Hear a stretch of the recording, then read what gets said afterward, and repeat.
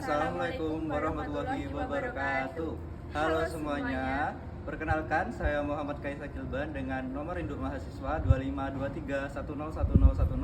252310101019. Perkenalkan, nama saya Imelda Francisca dengan nomor induk mahasiswa 252310101020. Jadi, di sini kami ingin menjelaskan dan mempraktikkan mengenai terminologi anatomi yang meliputi Yang pertama adalah bidang anatomi, yang kedua posisi anatomi, yang terakhir adalah arah gerakan anatomi. Yang pertama, saya akan menjelaskan tentang bidang anatomi. Bidang anatomi bisa disebut dengan planum cardinale. Yang pertama adalah bidang sagittal. Bidang sagittal membagi tubuh menjadi dua, bagian kanan dan kiri.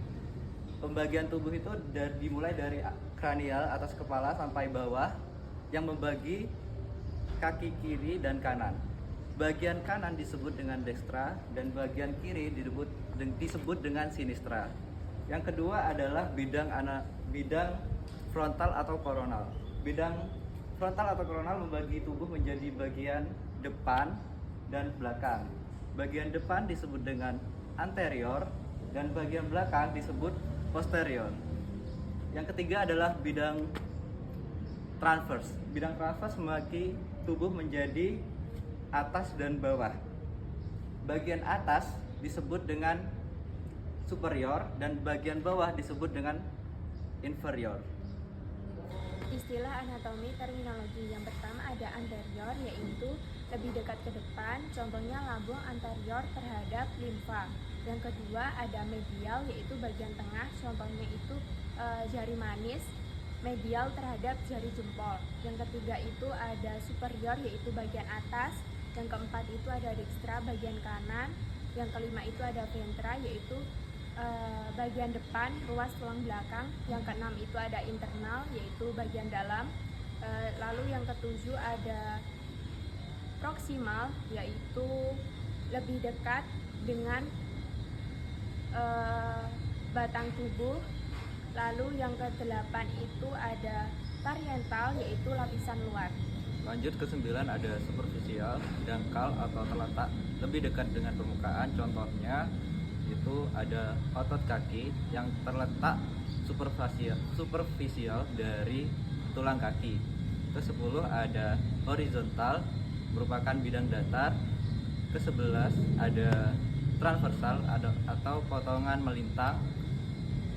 Ke-12 ada posterior yang lebih dekat ke belakang, contohnya jantung terletak posterior terhadap tulang rusuk.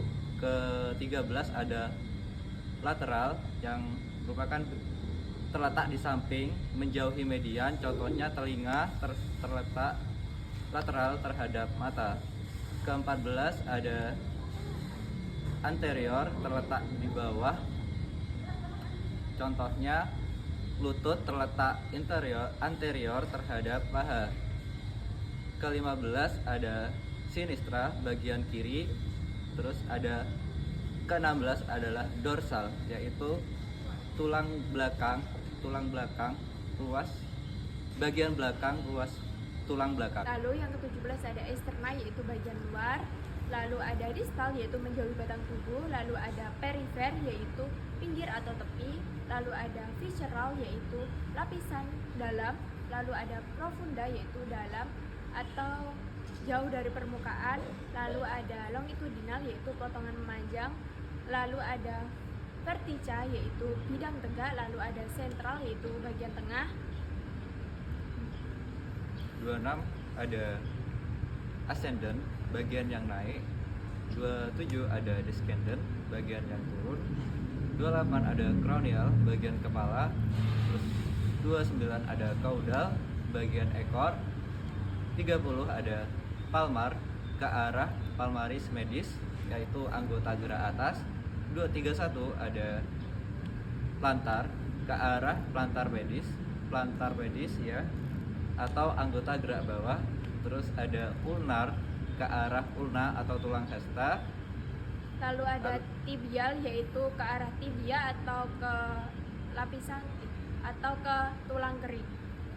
Lalu ada radial, ke arah radius atau tulang pengumpil. Yang terakhir ada fibular atau ke arah fibula atau tulang betis.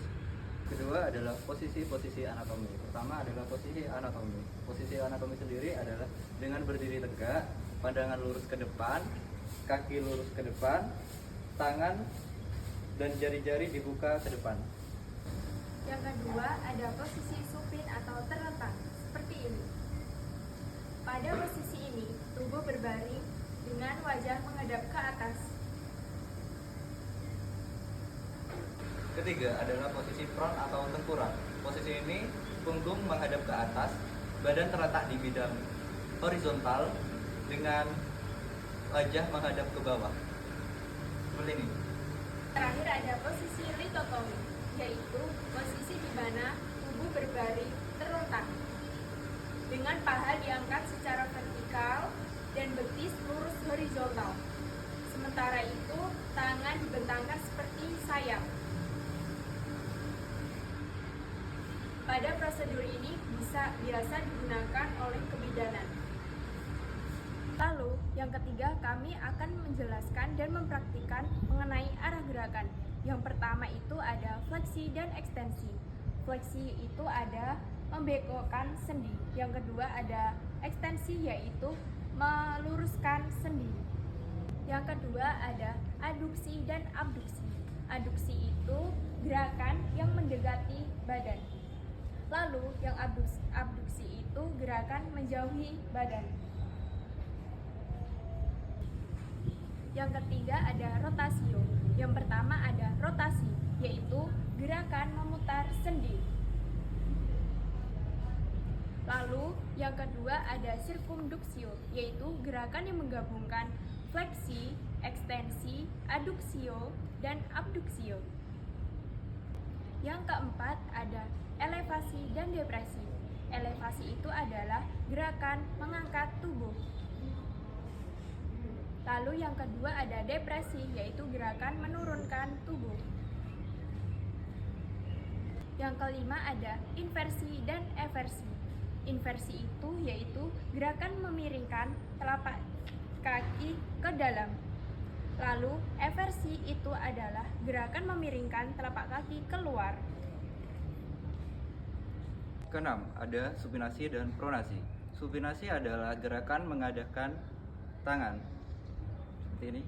Kedua adalah pronasi. Pronasi adalah menelungkupkan tangan. Ketujuh, ada endorotasi dan eksorotasi. Endorotasi sendiri adalah memutarkan pergelangan tangan ke arah dalam. Yang kedua ada eksorotasi. Eksorotasi sama seperti endorotasi tapi memutar ke arah luar. Kedelapan ada sumbu atau aksis gerakan. Yang pertama ada aksis sagital. Adalah garis yang memotong bidang gerak sagital dan dengan bidang gerak transversal. Lalu yang kedua ada aksis transversal, yaitu garis yang memotong bidang gerak frontal dengan bidang gerak transversal. Ketiga ada aksis longitudinal. Lalu ada dorsiflexion dan plantar flexion. Untuk dorsiflexion sendiri adalah gerakan memposisikan kaki, ujung kaki lebih tinggi daripada tumit. Contoh. Yang kedua adalah plantar flexion. Plantar flexion adalah kebalikan dari dorsiflexion, di mana ujung kaki lebih rendah daripada tumit. Lalu ada bidang anatomi. Yang pertama adalah bidang median. Bidang ini melalui aksis longitudinal dan aksis sagital yang dinamakan dengan mediosagittal. Lalu yang kedua ada bidang sagital, yaitu setiap bidang yang sejajar dengan bidang mediosagittal. Yang ketiga adalah bidang koronal atau frontalis. Bidang ini melalui aksis-aksis transversal dan sejajar melalui dahi yang tegak lurus dengan sagital. Lalu yang terakhir ada bidang transversal, yaitu letaknya tegak lurus dengan bidang-bidang sagital dan bidang koronal. Cukup sekian yang dapat kami paparkan, semoga bermanfaat. Kurang lebihnya mohon maaf. Wassalamualaikum warahmatullahi wabarakatuh.